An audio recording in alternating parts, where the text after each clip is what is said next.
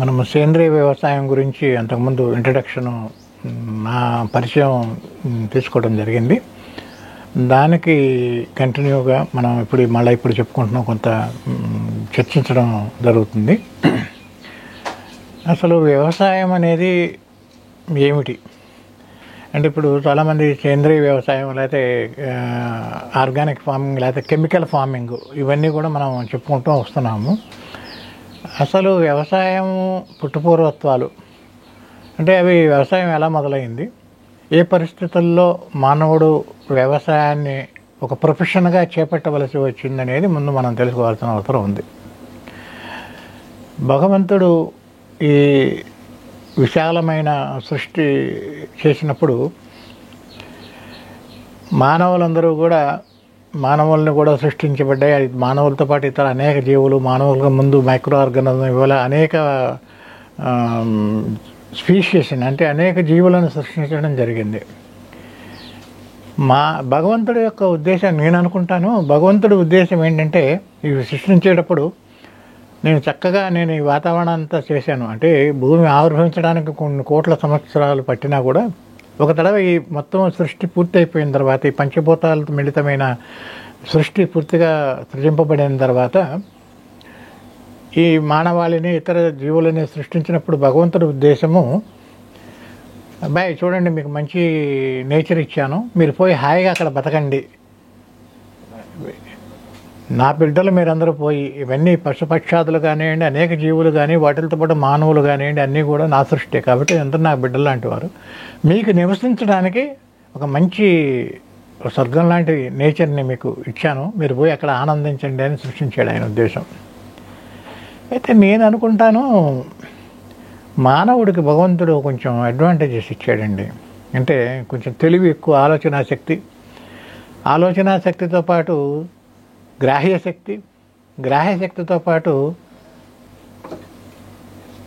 దాన్ని ఎక్స్ప్రెస్ చేసే శక్తి, అంటే చూసింది మాట్లాడటం, దాన్ని విశదీకరించే శక్తిని ఇవ్వటం, ఇవన్నీ అనాలిటికల్ పవర్ ఇవన్నీ ఇవ్వటం వల్ల మానవుడు తక్కిన జంతువుల కంటే ఒక మంచి ఉచ్చస్థితిలోనే ఉన్నాడని మనం చెప్పుకోవాలి. అందరూ కలిసి చక్కగా అడవిలో మొదట అంటే అప్పటికి మనకి ఈ నాగరికత మానవుడు తెలుసుకోలేదు. అన్ని జీవులతో పాటు వస్త్రాధారణ లేకుండా నలుగురితో పాటు నారాయణ అన్నట్టుగా అన్ని జీవులతో పాటు మానవుడు అడవుల్లో జీవించడం మొదలుపెట్టాడు. అక్కడ లభ్యమైన పరిస్థితుల్లో, అక్కడ ఏవైతే లభ్యమైన ఉన్న పరిస్థితుల్లో లభ్యమైనటువంటి ఆహారం, అది మాంసాహారమా శాకాహారమా అనేది లేకుండా లభించిన ఆహారాన్ని వారు తింటూ బ్రతకటం అనేది జరిగింది. అయితే కాలక్రమేపీ ఏమైందంటే మానవులు తమ తోటి వారిని అంటే ఇతర వాళ్ళ జాతి అంటే మానవ జాతిలో ఉన్నటువంటి వాళ్ళని ఈ క్రూర మృగాలు వాటిని వారిని తినటం మొదలుపెట్టినాయి. అంటే వాటి ఆహారము మాంసాహారం కాబట్టి ఆ మాంసాహారంలో ఏదో జంతువులతో పాటు మానవులు కూడా జంతువులే కాబట్టి వీటిని కూడా అవి వేటాడి చంపడం మొదలుపెట్టి తినేయడం మొదలుపెట్టినాయి. అందరూ కలిసి ఆలోచించుకున్నారు, ఇదేంటి మన పరిస్థితి, రోజుకి ఎవరో ఒకళ్ళు పోతూనే ఉన్నాం మనం, అవేమో చెట్టు చాట్ల నుంచి పొట్టల్లోంచి గుట్టల్లోంచి వచ్చి సడన్గా అటాక్ చేస్తున్నాయి, మనం దానికి బలి కావాల్సి వస్తుంది, ఏం చేయాలి, మన శక్తి చాలతా లేదు వాటి ముందు క్రూరమృగాల ముందు అని చెప్పి, అవి క్రూరమృగాలు కనుక వచ్చినట్టయితే మనకు ముందుగానే తెలుసుకోవాలి. అంటే ఏం చేయాలి, అబ్బాయి ఈ చెట్టు పుట్టలు గుట్టలు దాంట్ నుంచి వస్తున్నాయి కాబట్టి ముందు ఈ ల్యాండ్ని మొత్తం కూడా ఈ చెట్లు పుట్టలు గుట్టలు లేకుండా మనం కనుక వీటన్నిటిని నిర్మూలించి తీసేసి ప్లెయిన్ ల్యాండ్ తయారు చేసుకుంటే మనకు దూరం నుంచి కూడా జంతువు కనబడుతుంది కాబట్టి ఆ పని చేస్తేనే ఒక సలహా చెప్పడం మూలంగా అక్కడున్న వాళ్ళు ఆలోచించుకుని ముందు జంగిల్ క్లియరెన్స్ అనే కార్యక్రమం అప్పుడు మొదలైంది. ఫస్ట్ తన నెసెసిటీస్ మదర్ ఆఫ్ ఇన్వెన్షన్, అంటే వాడి అవసరం కాబట్టి తమ జంతువుల నుంచి క్రూరమృగాల నుంచి రక్షింపబడాలి అంటే కనుక వాళ్ళకి ఒక నివాసయోగ్యంగా ఉన్న ప్లేసు, అట్లాగే జంతువులు దూరం నుంచి వచ్చినా కూడా కనపడేట్టుగా ఉండాలి. కాబట్టి వారు ఎక్కడైతే నివాసయోగ్యము ఎక్కడ ఉంటే మనకి బాగుంటుంది అని, ఆ నివాసయోగ్యానికి డెఫినేషన్ ఏంటంటే అగైన్ నీటి వనరులు, తాగడానికి గాలితో పాటు నీరు కూడా సమృద్ధిగా కావాలి. కాబట్టి తర్వాత ఆహారం, ముందేంటంటే గాలి, తర్వాత నీరు, ఆ తర్వాత ఆహారం. కాబట్టి నీరు ఉన్న చోట దగ్గరికి, అంటే సెలయేళ్ళు కానీ జలపాతాలు కానీ నదులు కానీ ఏమన్నా ఉన్న ప్రాంతానికి దగ్గరగా ముందు చుట్టూ ఉన్న చెట్లు చేమలు అన్నీ కూడా తీసిపడేశారు. తీసేసి ఒక క్లియర్ లాగా ఆ కొమ్మలతో వాటితో ఒక ఫెన్సింగ్ లాగా మొత్తానికి సరిపడా ఒక ఫెన్సింగ్ కట్టుకుని అందులో నివసించడం మొదలుపెట్టారు. అది కొంతమేరకు అది వస్తే, జంతువు వస్తే, వీళ్ళెక్కడ ఉండి జంతువు వస్తే వాళ్ళని కాపాడుకోవడానికి ఆయుధాలు ఉపయోగించి రక్షించుకోవడానికి మార్గం ఏర్పరచుకున్నారు. కానీ ఇంకో సమస్య ఏమైందంటే వీళ్ళకి ఆహారం కొరకు మళ్ళీ అడవిలోకి వెళ్ళాలి. ఎందుకంటే వీళ్ళకి కావలసిన ఆహారం అంతా కూడా అడవిలోనే ఉంది. అది చిన్న చిన్న కుందేళ్ళు, తాబేళ్ళు, ఇంకో జంకో, ఇంకో లేకపోతే కనుక పండు, పొలము, కందమూలకాలు ఏవి కావాలన్నా కూడా అది తప్పలేదు. సరే, అక్కడ ఉన్న జంతువులు కూడా మరి వాటికి వీళ్ళకెంత ఆహారం మీద శ్రద్ధ, వాటికి కూడా ఆహారం కావాలి. కాబట్టి అవి మళ్ళీ అడవిలోకి రాబాబు అన్నట్టుగా కాపు కాసి అక్కడ వాళ్ళని మళ్ళీ చంపి తింటాం మొదలుపెట్టాయి. సమస్య కొంతమేరకు పరిష్కరింపబడింది కానీ పూర్తి మేరకు పరిష్కరించలేదు. కాబట్టి ఏమి చేయాలా అని మళ్ళా ఆలోచనలో మనం ఏమైతే అక్కడ అడవి నుంచి తెచ్చుకొని తింటున్నామో అవి ఈ మధ్యలో వేసుకుని మనము ఇవి తింటే మనం అక్కడికి వెళ్లకుండా సరిపోతుందన్న ఉద్దేశంతో ఆ అగ్రికల్చర్ యాక్టివిటీ అనేది సరిపోయింది. ఎందుకంటే మానవుడు ఏ చెట్టు చూసినా ఇవాళ మనం అనుకునే మామిడనండి, సీతాఫలం అని, లేకపోతే వివిధ ఫలజాతులు కానివ్వండి, లేకపోతే కూరగాయలు కానివ్వండి, ఏ పంట అయినా సరే, ధాన్యాలు కానివ్వండి, అవన్నీ కూడా అడవి నుంచి మానవుడేమో విత్తనాన్ని సృష్టించాల. ఇప్పుడేదో జన్యుపరంగా మాడిఫై చేసి ఆ రకం బదులు ఈ రకం, పొట్టి రకం, బారు రకం, లేకపోతే అధిక దిగుబడి రకం అని రకరకాల పేర్లు మనం పెట్టుకుని జన్యు మార్పిళ్ళు చేసి మనం విత్తనం సృష్టించాం. కానీ తొలుత మానవుడికి వ్యవసాయం చేయాలి అంటే బీజం అనేది అడవి నుంచి సేకరించింది. కాబట్టి అటువంటి వీరికి కావలసిన విత్తనాలన్నీ కూడా అక్కడ నుంచి సేకరించి వాటిని ఇక్కడ సేద్యం చేయడం మొదలుపెట్టారు. అవి ట్రయల్ అండ్ ఎర్రర్ మెథడ్స్లో, అంటే కొన్ని వందల వేల సంవత్సరాల కాలక్రమేపీ వేల సంవత్సరాలే గడిచిపోయినాయి సమయంలో. దాన్ని కొన్ని స్టాండర్డైజేషన్ మనం ట్రయల్ అండ్ ఎర్రర్ మెథడ్స్లో ఇది రాలేదు, ఇట్లా చేసాం, అప్పుడు వేయాలి, నెమ్మదిగా దాని మీద కొంత కంట్రోల్ వచ్చింది. ఆ విధంగా వ్యవసాయం అనేది మొదలైంది. దీన్ని బట్టి మనం గ్రహించాల్సింది ఏంటంటే agriculture is an artificial activity which God never expected that a human will take up that activity, because He has sent us all to the forest to live along with other species and enjoy the life, lead the life and end up his life as per his terms and time. But కానీ మానవుడు తనకున్న తెలివితేటల్లో ఆ క్రూర మృగాల నుంచి రక్షించుకోవటానికి, వాటికంటే ఎక్కువ కాలం జీవించడానికి తన ప్లాన్ తను చేసుకుని ఇవి ఆర్టిఫిషియల్ యాక్టివిటీ ఆఫ్ అగ్రికల్చర్ చేశారు. కాబట్టి ఎప్పుడు కూడా మనం గుర్తుపెట్టుకోవాల్సింది ఏంటంటే అగ్రికల్చర్ అనేది సహజమైనది కాదు.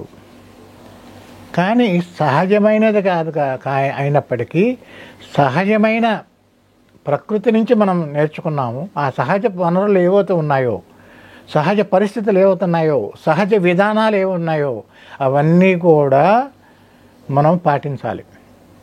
నేచర్ నుంచి ఎక్కడైతే మనం నేర్చుకున్నామో, నేచర్ మనకి ఏం నేర్పింది, నేచర్ తన ఒడిలో ఎన్ని రకాల మొక్కలని, ఎన్ని రకాల వృక్షాలని, ఎన్ని రకాల పళ్ళని, అనేక రకాలైనటువంటి వృక్ష జాతిని తన ఒడిలో పెంచింది.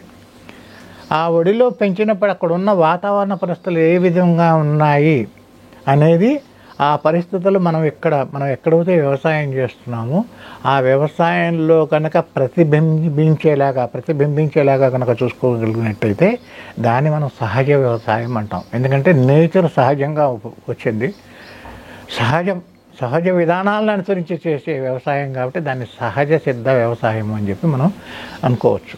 దానికి మనం అంతకుముందు చెప్పుకున్నట్టుగా ఇంట్రడక్షన్లో ఏ విధమైనప్పటికీ మనం ఏ పేరుతో పిలిచినా కూడా సహజ వనరులని, సహజ అడవిలో ఉన్నటువంటి పరిస్థితుల్ని అనుకూలించి పాటించే విధానం తీసుకొని.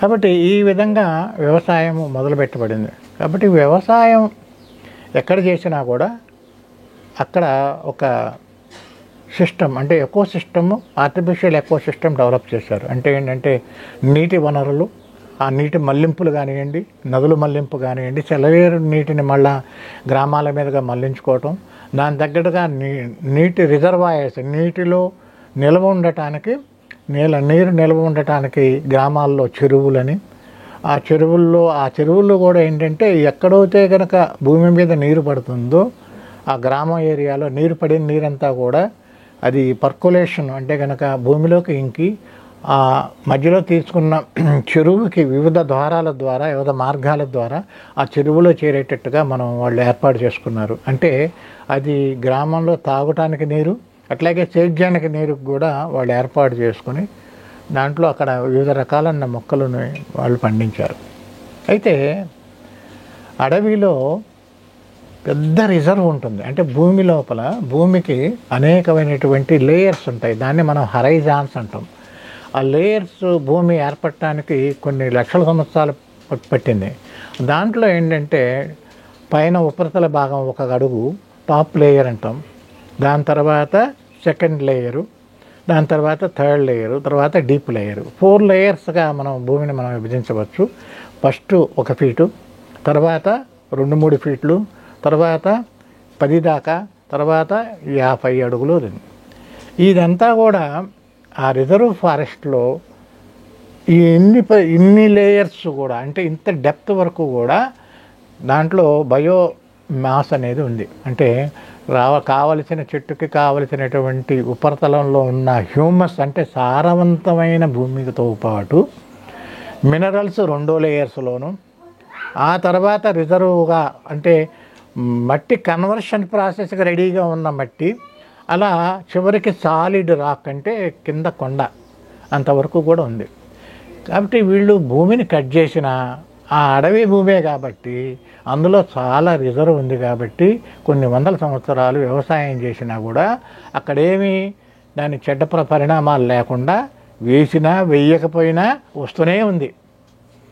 అంటే కనుక అందులో కొన్ని వేల సంవత్సరాలకి సరిపడా రిజర్వ్ ఉంది. కాబట్టి ఎంతో కొంత ఇంతవరకు కూడా మనం బట్టగట్టి మనుగడ సాగించగలుగుతున్నాము. అంటే ఆ పూర్వకాలంలో ఉన్న భూముల్లో ఉన్నటువంటి సారము ఇంకా కొద్దిగా గొప్ప ఉంది. కొన్ని చోట్ల పూర్తిగా బీడు బారింది, అంటే ఆ భూమిని మొత్తం మనం ఖాళీ చేసాము, అందులో ఆర్గానిక్ మ్యాటర్ ఏమీ లేదు, అందులో హ్యూమస్ ఏం లేదు.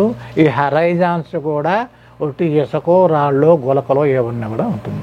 యాక్చువల్గా మనం చెప్పాలంటే భూమి ఏర్పడటానికి మనం చెప్పుకున్నాం కొన్ని లక్షల సంవత్సరాలు పట్టింది అనుకున్నాం. భూమిలో కూడా అనేక రకాలు ఉన్నాయి. మనం చూస్తాం, ఎర్ర భూములు ఉన్నాయి, నల్ల రంగు భూములు ఉన్నాయి, రేగడి భూములు ఉన్నాయి, ఇసుక తెరలు ఉన్నాయి, గులకరాళ్ళ కళ్ళు ఇలా ఉన్నాయి. వీటికి కారణం ఏంటంటే ఈ భూమి ఎక్కడి నుంచి పుట్టింది, ఎక్కడి నుంచి ఉద్భవించింది. భూమికి తల్లి తండ్రి కొండలే, పర్వతాలు.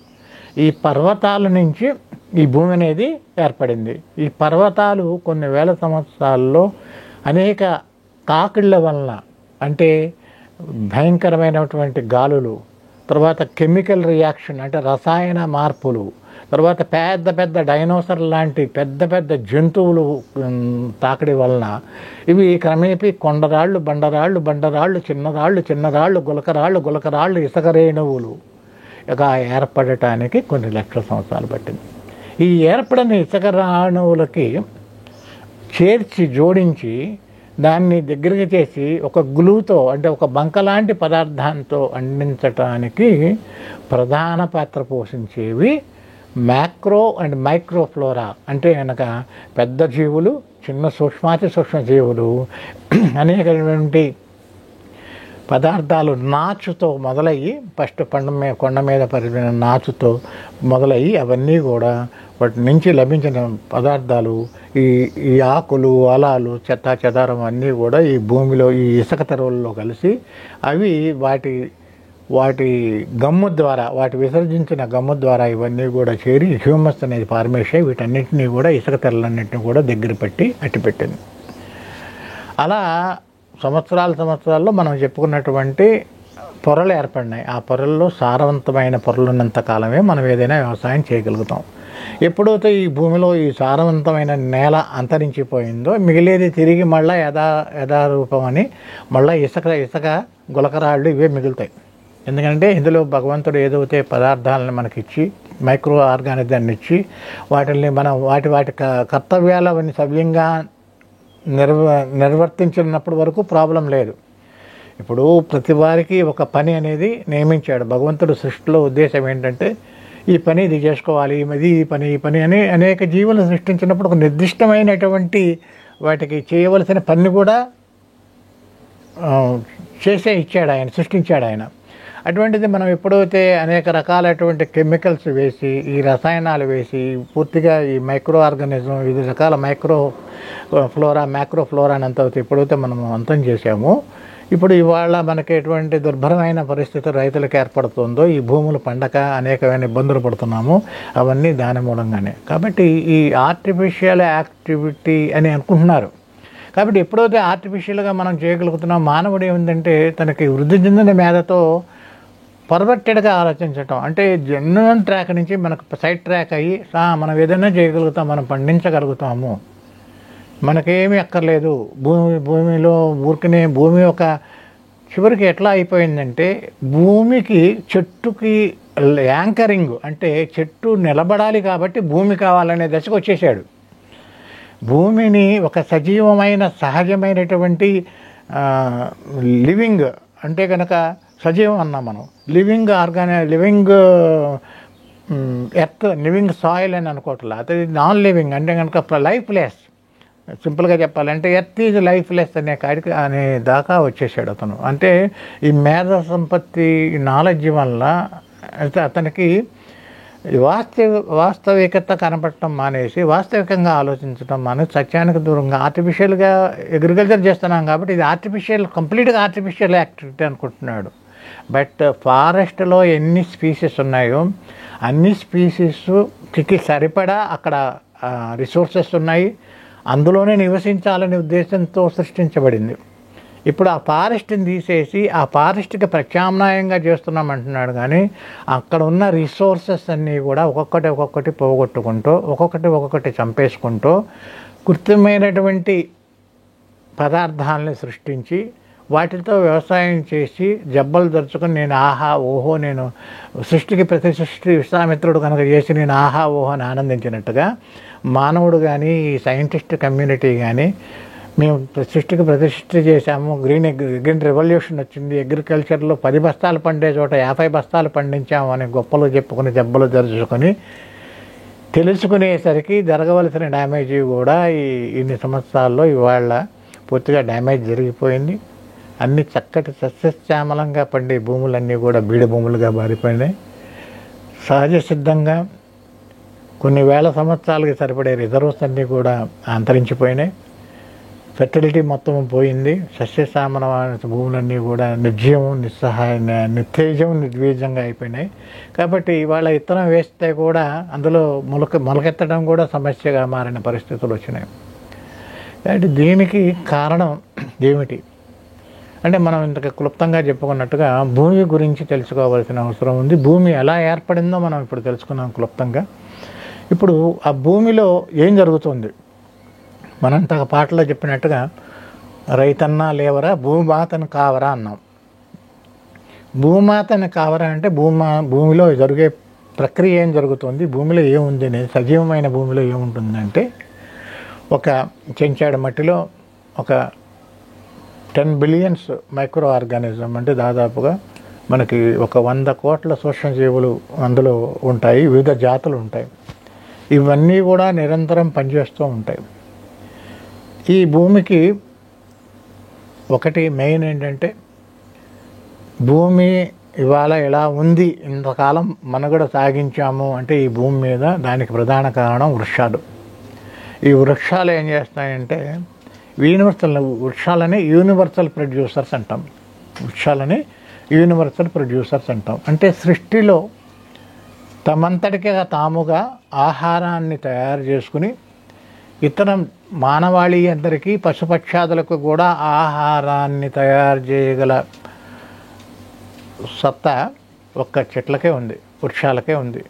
అవి చిన్నది కానివ్వండి, పెద్దది కానివ్వండి, మాను కానివ్వండి, గడ్డి కానివ్వండి, గడ్డి పరక కానీ. అంటే ఏదైనా కూడా చెట్టు ఉంటేనే అక్కడ మనుగడ ఉంటుంది.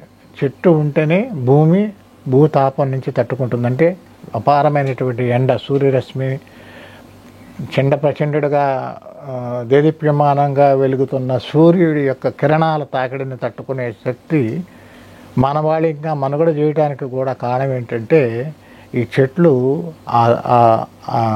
ఆ వేడిని చాలా వరకు గ్రహించి ఫిల్టర్ చేసేసి మనకి గొడుగు పట్టినట్టుగా పట్టి ఆ వేడిని చాలా తగ్గించడం వలన ఇవాళ ప్రతి జీవి కూడా భూమి మీద మనుగడ చేయగలుగుతుంది.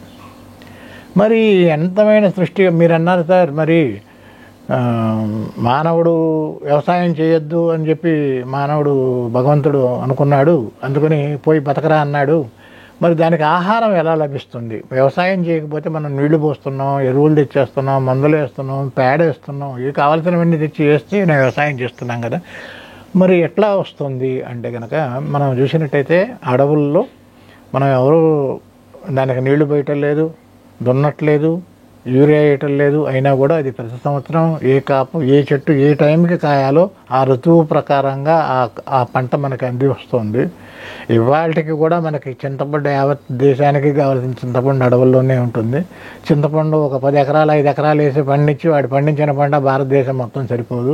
ఇంతకీ కూడా చింత సాగు తీసుకున్నా కూడా చాలా తక్కువ ఉంది. అటువంటిది ఇవాళకి కూడా మనకి చింతకాయలు కానివ్వండి, ఉసిరికాయలు కానివ్వండి, అనేక మామిడికాయలు కానీ, పళ్ళు కానివ్వండి, అట్లాగే మూలికలు కానివ్వండి, ఇటువంటి ఎన్నో మనకి ఇవాళకి కూడా మనం అడవి మీద నుంచి అడవిలో తీసుకుంటున్నాం. అడవిలో ఉన్న అడవి పుత్రులందరూ కూడా వాటి మీదే ఆధారపడుతున్నారు. వాటి నుంచి వాటి ప్రత్యేకంగా అడవుల్లో చెట్లకి దున్ని నీళ్లు పోసి దుక్కు చేసి లేకపోతే కనుక పాదులు చేసి ఇవన్నీ కూడా వేయటం లేదు. అంటే అక్కడ ఏమిటి జరుగుతున్న మెకానిజం ఏంటి కనుక తెలుసుకున్నట్టయితే భగవంతుడు ఈ ప్రొడ్యూసర్స్ అంటే కనుక అందరికీ ఆహారాన్ని అందించడానికి చెట్టుని ఒక మార్గంగా ఎంచుకున్న తర్వాత ఈ చెట్టుకి ఆహారం ఏమిటి అని ఆలోచించినప్పుడు తన చుట్టూతో ఉన్న పంచభూతాల్లో ఉన్నటువంటి సహాయం మేలు చేసే గుణంతో పాటు కూడా హాని చేసేటువంటి పరిస్థితులు కూడా పంచభూతాల్లో ఉన్నాయి. కాబట్టి అంటే ఎక్కువ అమితమైన వేడి, భయంకరమైన గాలులు, బీభత్సమైనటువంటి తుఫాన్లు, వానలు, వరదలు, ఇవన్నీ కూడా అదర్ ఎండ్ ఆఫ్ ది పంచభూతాలు. ఒక పక్కన మేలు చేసేటువంటి నీరు లేనిదే మనం బతకలేం, ఎండ లేనిదే మనం ఆహారం వండుకోలేం, సూర్యరశ్మి లేనిదే, అగ్ని లేనిదే మనం వంట చేసుకోలేం. కాబట్టి అగ్ని, నీరు, వాయువు ఇవన్నీ కూడా మానవుడికి అవి లేకుండా మనుగడ లేదు. కానీ అదే ప్రకృతి ప్రకోపించినప్పుడు లేకపోతే కోపించినప్పుడు ఆగ్రహం చెందినప్పుడు వాటి విలయ తాండవం సృష్టించినప్పుడు వాటిని తట్టుకునే శక్తి కూడా కావాలి. ఆ తట్టుకునే శక్తికి ఈ వృక్షాలకు ఇచ్చాడు. ఈ వృక్షాల ద్వారా అధిక వేడిని కంట్రోల్ చేస్తాయి, అధిక వానని ఫిల్టర్ చేస్తాయి, అట్లాగే ప్రాణవాయువుని, హానికరమైనటువంటి కార్బన్ డైఆక్సైడ్ అంటే బొగ్గు పులుసు వాయువుని తీసుకుని మనకి ప్రాణవాయువుని ఇస్తాయి. కాబట్టి అవి ఒక్క కార్బోహైడ్రేట్స్ అంటే ఫలాలు, వృక్షాలు ఈ కార్బోహైడ్రేట్స్ ఇవ్వటానికే చెట్లు ఉన్నాయని కాదు, అనేకమైనటువంటి వాతావరణ విపరీత పరిస్థితుల్లోంచి ప్రాబ్లమ్స్లోంచి మనకి బయటపడటానికి ఈ చెట్లు కూడా మనకి చాలా ఉపయోగపడతాయి. అంటే ఈ చెట్లకి ఆహారం ఏమిటి అన్నప్పుడు మనం చాలామంది అనుకుంటాం మనకి జనవరి 14వ తారీఖు నాడు లేకపోతే ఇంకా కొన్ని అకేషన్స్లో గవర్నమెంట్ వారు ఫంక్షన్ చేసి కొంతమంది రైతులను ఎంపిక చేస్తారు అవార్డులకి. ఈయన 70 బస్తాలు పండించాడు, ఈయనకి కర్షక మిత్ర లేకపోతే ఇంకో మిత్ర అని మనకి అవార్డులు చేసి వాళ్ళకి ఒక శాల్వానో ఏదో కప్పి ఒక గోల్డ్ మెడల్ ఇచ్చి తప్పట్లు కొడుతూ ఉంటారు. అది కూడా ఎట్లా తీస్తారు, ర్యాండమ్గా ఒక ఎకరాలో 4 స్పాట్లలోంచి బాగా పండిన ఏరియాలోంచి 4 స్పాట్లలోంచి తీసేసి అది దాన్ని కొలిచి అది మొత్తం ఎకరా మీద క్యాలిక్యులేట్ చేసి ఎకరాకి 80 బస్తాలు వచ్చినాయి, 100 బస్తాలు వచ్చినాయి, 200 బస్తాలు వచ్చాయని జబ్బలు తెరుచుకొని ఫార్మర్కి సత్కరించుకుంటూ ఉంటారు. సరే ఏదో విధంగా రైతుకు ఒక మేలు జరిగిందని మనం అనుకుందాం. కానీ అసలు ఇందులో హాస్యాస్పదం ఏంటంటే మనం ఈ ఆర్టిఫిషియల్గా అంటే కృత్రిమంగా మనం ఏదైతే వ్యవసాయ విధానాలు పాటిస్తున్నామో ఆ విధానాల్లో చెట్టు తనకి కావలసిన ఆహారాన్ని లేదా పైరు తనకు కావాల్సిన ఆహారాన్ని ఈ రైతు ఇచ్చేది చాలా సున్నా, ఏమీ లేదు. ఎందుకంటే చెట్టు తనకి కావలసిన ఆహారంలో దాదాపుగా 96% ప్రకృతి నుంచి ఇవాళకైనా కూడా ఈ సోకాల్డ్ గ్రీన్ రెవల్యూషన్ వచ్చి శాస్త్రవేత్తలు అనేక ఉబ్బడి దెబ్బడిగానే అది చేసామని జబ్బలు జరుచుకున్న పరిస్థితుల్లో కూడా చెట్టుకి 96% ఆహారం అంటే 100 కేజీల ఆహారం చెట్టు తీసుకుంటుంది అనుకుంటే అందులో 96 కేజీల వరకు ప్రకృతి నుంచి లభిస్తుంది. అందులో 44% కార్బన్ డైఆక్సైడ్, అట్మాస్ఫియర్లో 44% కార్బన్ డైఆక్సైడు, 44% ఆక్సిజను, తర్వాత నైట్రోజను, తర్వాత వివిధ అదర్ రకాల వాయువులు కలుపుకుంటే 88% పైన అక్కడికి వస్తుంది. 44, 88, 6, 94% మినిమం. కొన్ని కేసుల్లో 97% వరకు కూడా వాయు రూపంలో తీసుకుంటుంది. ఆ చెట్టు స్ట్రగుల్ అంతా కూడా ఆ మిగిలిన 2%, 3%కే తక్కిందంతా ఉచితంగా అబండెంట్ అట్మాస్ఫియర్లో ఉంది. మొత్తం తక్కిందంతా కూడా తక్కింది కావాల్సింది వారికి ఏంటంటే చిన్న మైక్రోన్యూట్రియంట్స్, కొన్ని మేజర్ ఎలిమెంట్స్, తర్వాత మాయిశ్చర్, తేమ అంటే నీరు. మనం నీరు యాక్చువల్గా చెట్లకు నీరు అక్కర్లా, తేమ కావాలి. మనం దాన్ని నీరు అనుకున్నాం, వాటర్ అనుకున్నాం. వీటికి తక్కిన 3% ఇదే. ఈ 3% వ్యవసాయం చేసి జబ్బలు తరుచుకుంటే ఆ 96, 97% లేనిది ఏమీ లేదు, వ్యవసాయమే లేదు. అంటే ఈ మొత్తం ఆకాశంలో ఇంకో ఫన్నీయెస్ట్ పార్ట్ ఏంటంటే, ఇంకో తమాషానో భగవంతుడి సృష్టి యొక్క విచిత్రం ఏంటంటే, ఈ 44% కార్బన్ డైఆక్సైడు మనకి ఆకాశంలో వేస్ట్. ఆ పైన ఉన్న ఆక్సిజన్ మనం ఇమీడియట్గా మనం తీసుకునే పరిస్థితి లేదు. ఇంకా అక్కడ ఉన్న నైట్రోజన్ కానివ్వండి, ఇంకా అదే సల్ఫర్ కానీ, ఇటువంటి వాయువులన్నీ కూడా మనమేమి డైరెక్ట్గా ఎంజాయ్ చేసి ఏసీలోంచి గాలి వచ్చినట్టుగా తీసుకునేవి కాదు అవి. వీటికి ఒక మార్గం కావాలి. అట్లాగే ఏహైనా కూడా ప్రకృతిలో పంచభూతాలు లేనిదే ఆహారం లేదు.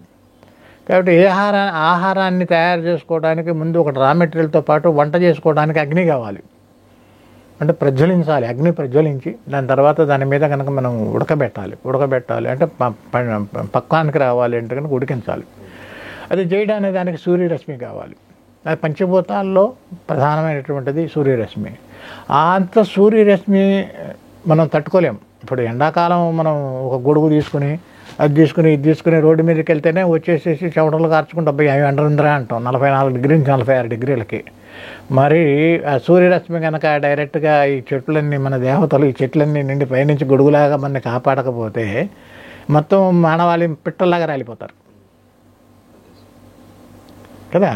అందులో మనకి కొన్ని రేస్ ఉంటాయి. ఆ రేసు మానవ శరీరం మీద పడితే కనుక రోగాలు, స్కిన్ డిసీజెస్, ఎలర్జీస్ కూడా వస్తాయి. కాబట్టి అవన్నీ ఫిల్టర్ చేసేసి మనకి హానికరమైనటువంటి చండప్రచండమైన బాణుడిటువంటి కిరణాలు గొడుగులాగా పట్టి ఆకులతో క్లోరోఫిల్ అనే పదార్థం ఆకుపచ్చదనంలో ఉన్న క్లోరోఫిల్ ద్వారా వాటిని సంగ్రహించి వాటితో తీసుకుని దాంతోపాటు కార్బన్ డైఆక్సైడు, ఆక్సిజన్, ఇతర వాయువులను తీసుకుని తనకి తాను ఆహారాన్ని తయారు చేసుకుంటూ, ఈ ఆహారం తయారు చేసుకుంటే భూమిలో ఉన్నవి కొన్ని వాటికి లభించదు. ఎందుకనంటే అపారమైనటువంటి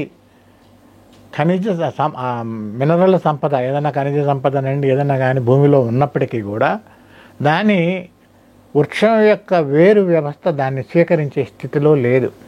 ఎందుకంటే అది లభ్య స్థితిలో లేదు, అలభ్య స్థితిలో ఉంది. ఉన్న పదార్థం అంతా కూడా భూమిలో అలభ్య స్థితిలో ఉంది.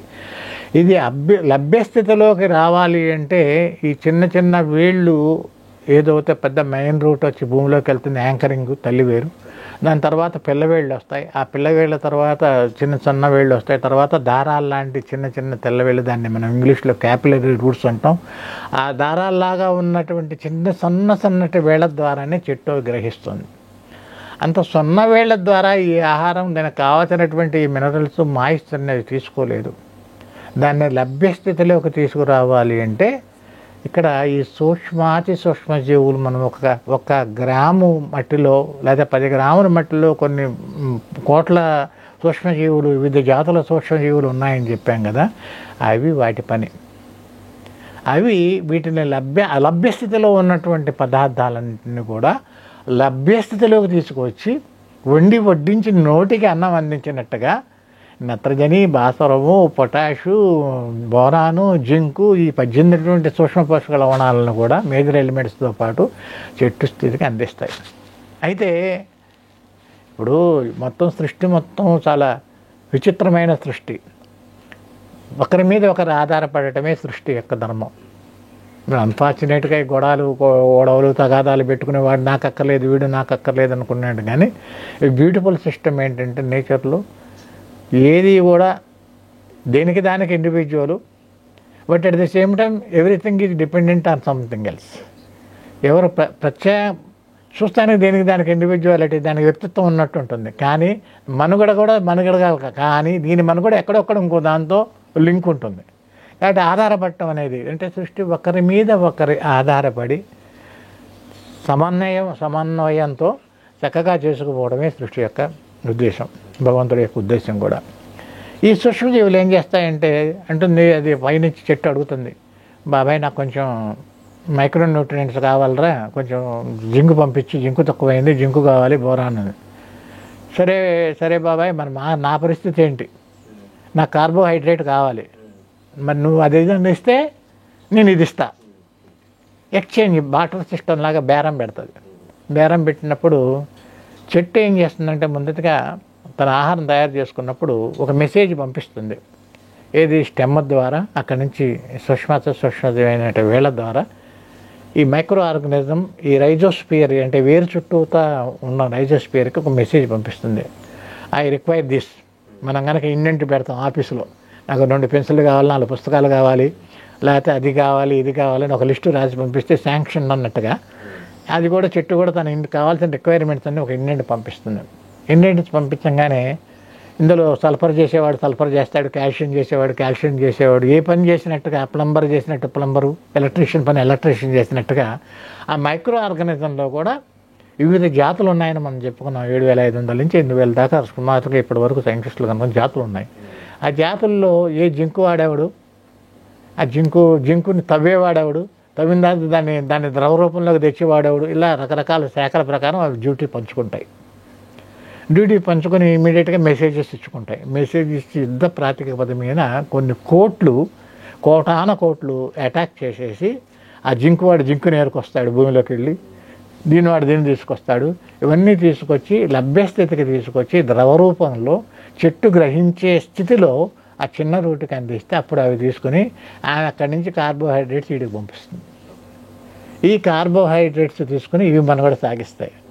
కాబట్టి ఇవి అవినాభావ సంబంధం. మీరు తల్లి పిల్లల సంబంధం అనుకోండి, లేకపోతే ఇచ్చిపుచ్చుకునే సంబంధం అనుకోండి, ఏదైనా కూడా అంటే మనకి యూనివర్స్ మొత్తానికి ఏకైక ప్రొడ్యూసర్ చెట్టే. కానీ ఈ ప్రొడ్యూసర్స్కి కూడా మన సహాయం చేయాల్సిన వాళ్ళు మైక్రో ఆర్గానిజం, సూక్ష్మాతి కోటాన కోట్ల సూక్ష్మజీవులు. ఈ సూక్ష్మజీవులు చెట్టుకి ఇచ్చింది, చెట్టు నుంచి ఇక్కడ వచ్చేవి తీసుకుని ఇవి మనం కూడా సాగిస్తున్నాయి. కాబట్టి ఈ రైజోస్పియర్లో చాలా డ్రామా జరుగుతుంది. ఈ వేరు వ్యవస్థ చుట్టూతా కూడా చాలా అద్భుతమైనటువంటి ప్రక్రియ జరుగుతూ ఉంటుంది. అంటే ఇవి సృష్టించగలవు. ఇవి ఖచ్చితంగా కూడా ఇవి లేని మినరల్ని కూడా లేని మైక్రో ఆర్గానిజము సృష్టించగలదు.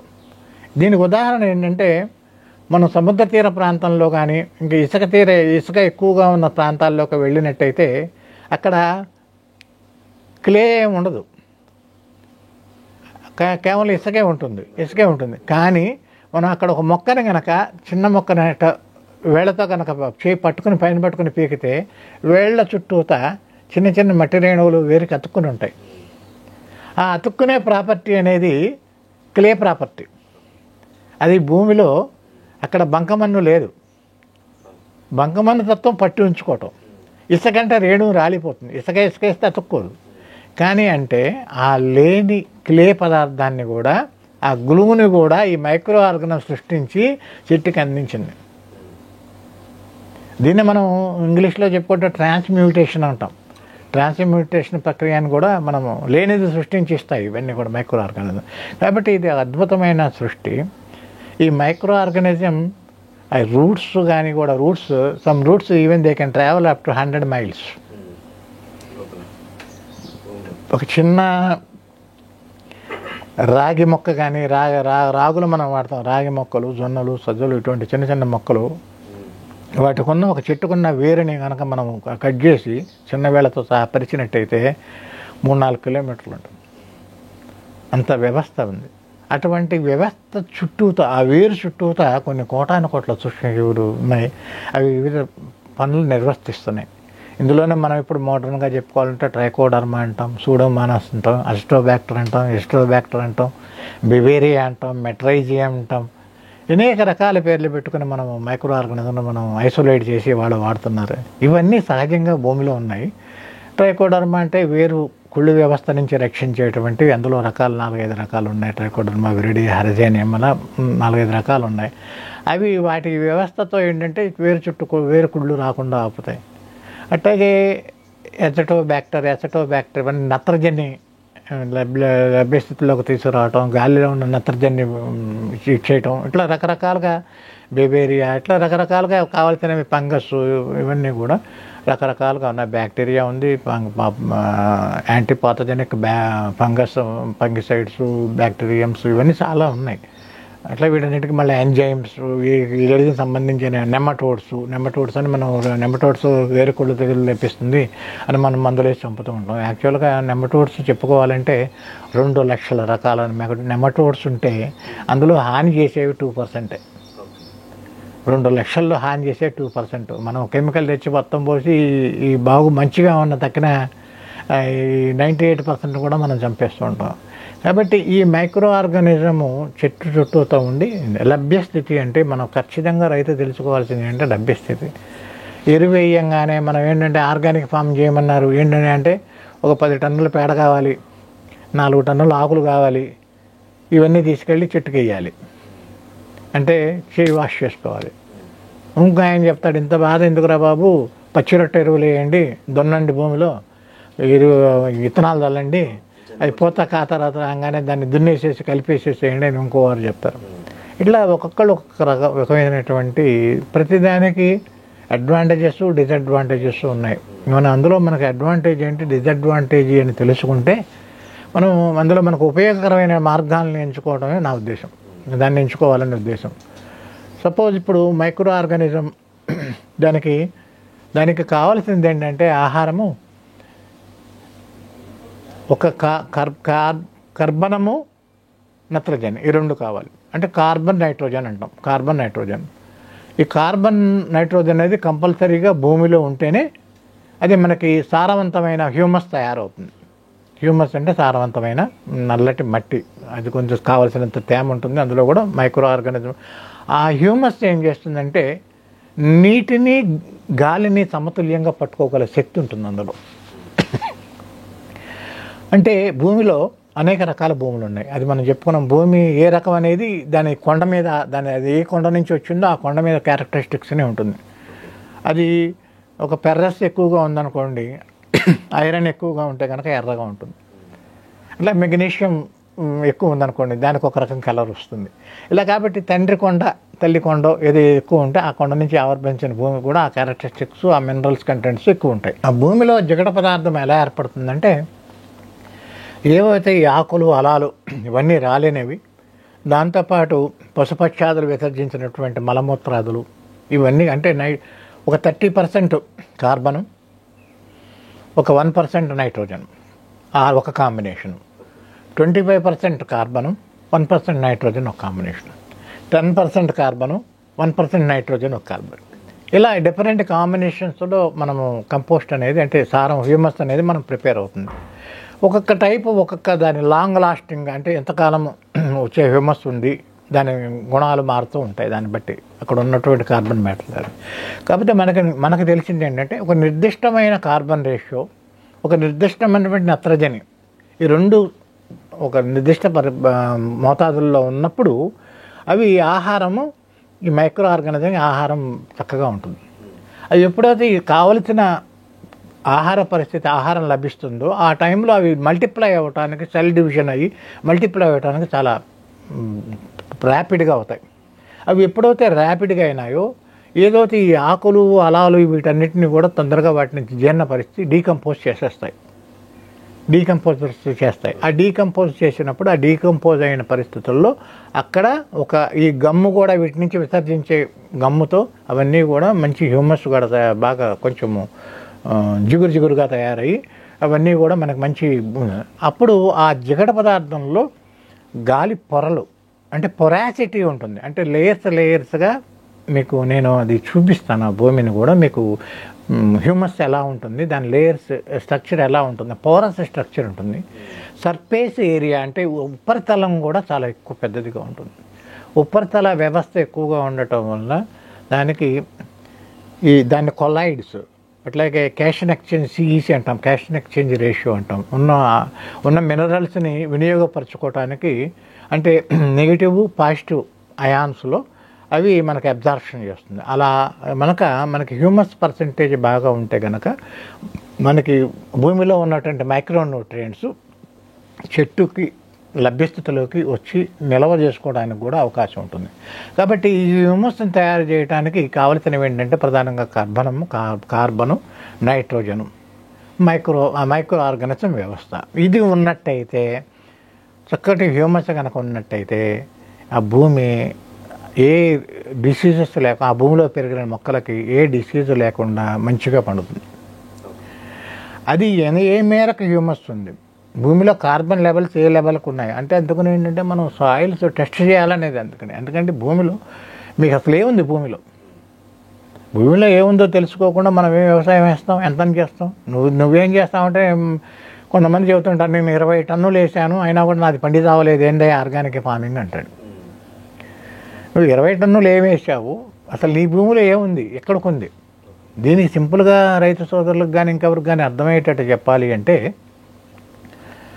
మా తాతగారికి మంచి వ్యవసాయదారుడు, ఆస్తి మంచిగా ఉంది, సంక్రమించిన వ్యవసాయం.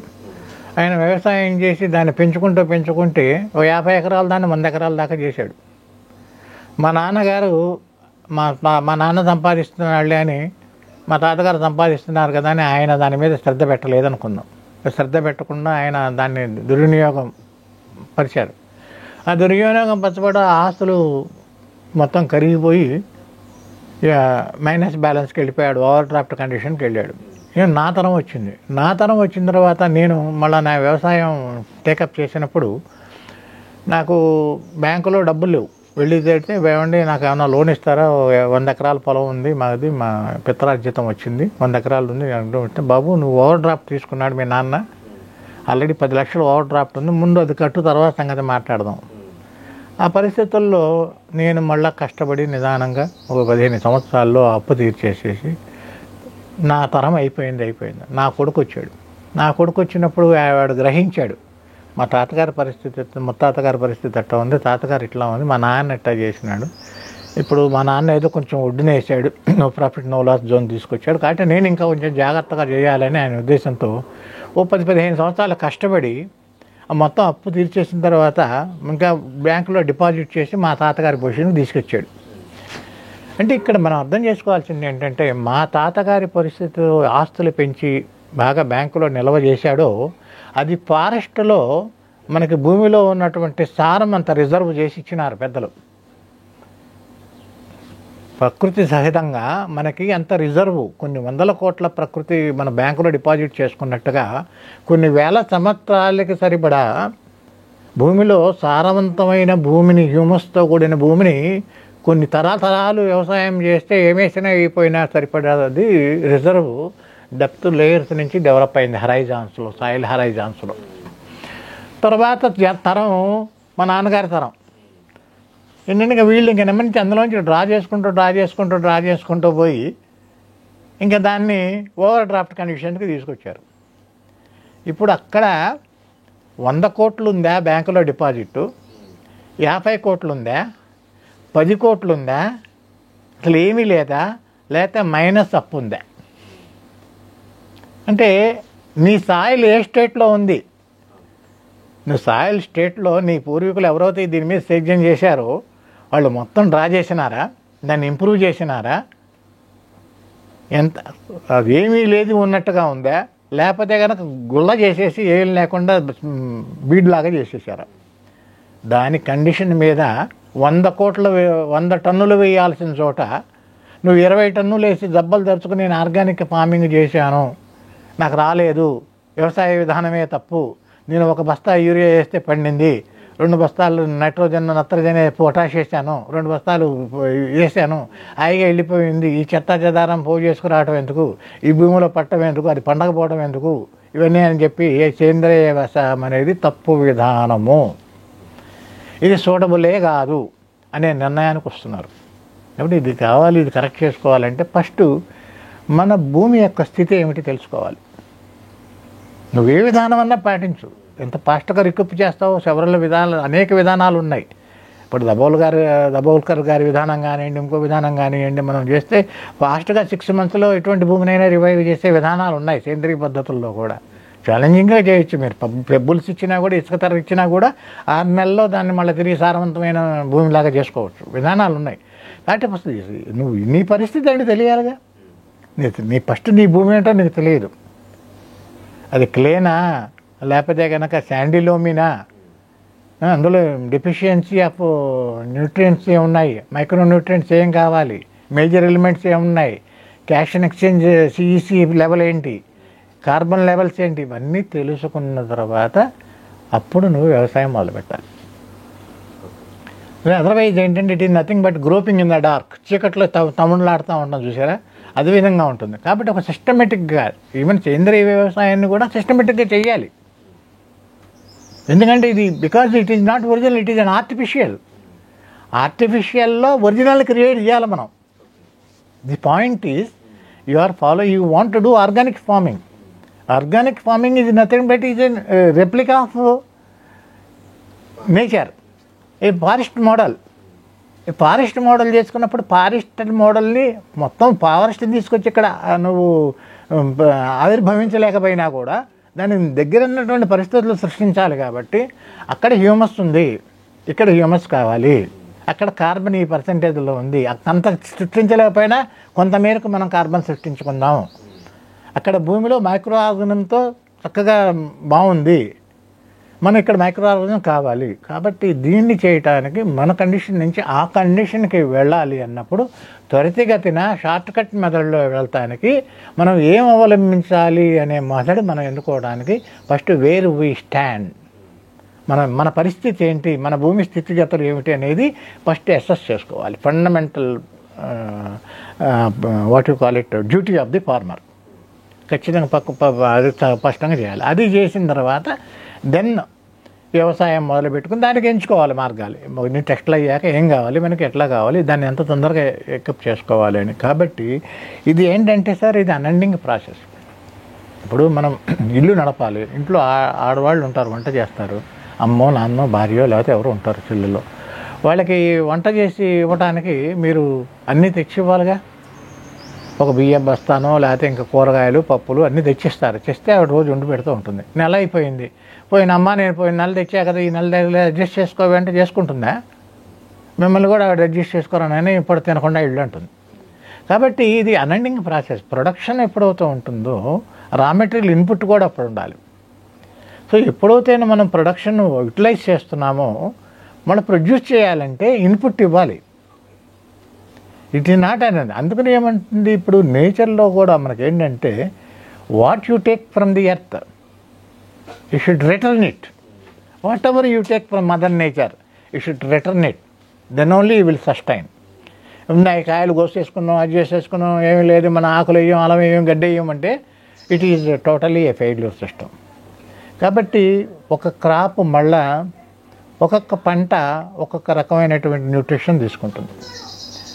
ఇప్పుడు కొన్ని ఎక్కువగా లాగుతాయి, ట్యూబర్స్ ఉన్నాయి, బలాన్ని లాగుతాయి, మొక్కజొన్న ఉంది బాగా లాగుతుంది. ఇట్లా భూమి నుంచి మనకి ఇప్పుడు ఈ మొక్కల్లో కూడా అనేక జాతులు, పంటలు వేసే వాటిల్లో కూడా మనకి ఆకుకూరలు కొన్ని ఉంటాయి, దుంపకూరలు కొన్ని ఉంటాయి, ధాన్యాలు కొన్ని ఉంటాయి, ఇలా ఈ రకాలను బట్టి ఫ్రూట్స్ పళ్ళు ఇచ్చేవి కొన్ని ఉంటాయి. అన్నిటికంటే పళ్ళు ఇచ్చే చెట్లు ఎక్కువ బాగా బలాన్ని లాగేస్తాయి, వేగంగా లాగుతాయి. కాబట్టి ఈ మొక్కలు కూడా మనం ఏ పంట వేస్తున్నాం, ఏ పంటకి ఎంత న్యూట్రిషన్ భూమిలోంచి తీసుకుంటుంది, ఇది తీసుకున్న దానికి మళ్ళీ ఎప్పటికప్పుడు సప్లై చేస్తుండాలి. సపోజు మీ భూమిలో మాట వరుసగా ఒక 100 కేజీల బలం ఉందనుకుందాం. బలం కొలిచే విధానం అది కాకపోయినా కూడా 100 కేజీల బలం ఉందనుకుందాం. 100 కేజీల బలంలో మీరు వేసే పంటకి ఒక 80 కేజీల బలం కావాలనుకుందాం. తీసుకుంటుంది బలం, అందులోంచి సారం తీసుకుంటుంది అనుకుందాం. అప్పుడు ఇంకా ఒక 20 రిజర్వ్లో ఉంటుంది, 20 రోజు ఉంటుంది. ఆ పరిస్థితి లేనప్పుడు నీ భూమిలో 80 కేజీలే రిజర్వ్ ఉండి నువ్వు 80 కేజీలు మళ్ళీ పంట వేస్తే తీసేసుకుంటే మళ్ళీ భూమి జీరోకి అయింది. అంటే మళ్ళీ నువ్వు నెక్స్ట్ వేసే పంటకి మళ్ళీ నువ్వు వేయాలి. అంటే నువ్వు ఎక్కడికక్కడే ఉన్నావు. అదే నువ్వు సాయిల్ని ఎలా బిల్డప్ చేసుకుంటూ పోవాలి అంటే కనుక నీకు 80 కేజీలు కావాల్సి వస్తే నువ్వు ఒక 100 కేజీలో 120 కేజీలో ముందు డెవలప్ చేయి. ఆకులు అలాలు కంపోస్ట్ వేసి సారం డెవలప్ చేయి.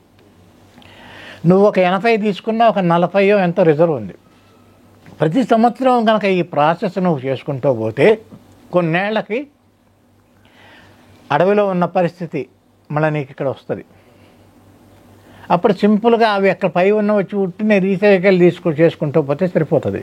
నువ్వు ఎక్కడి నుంచి తెచ్చివేయను ఇంత వాల్సిన అవసరం లేదు. ఆ పరిస్థితి దాకా నువ్వు స్ట్రగుల్ చేయాల్సిందే. సహజ పరిస్థితి నువ్వు భూమిలో ఇప్పుడు సహజమైనటువంటి డాక్టర్లు ఉన్నారు భూమిలో.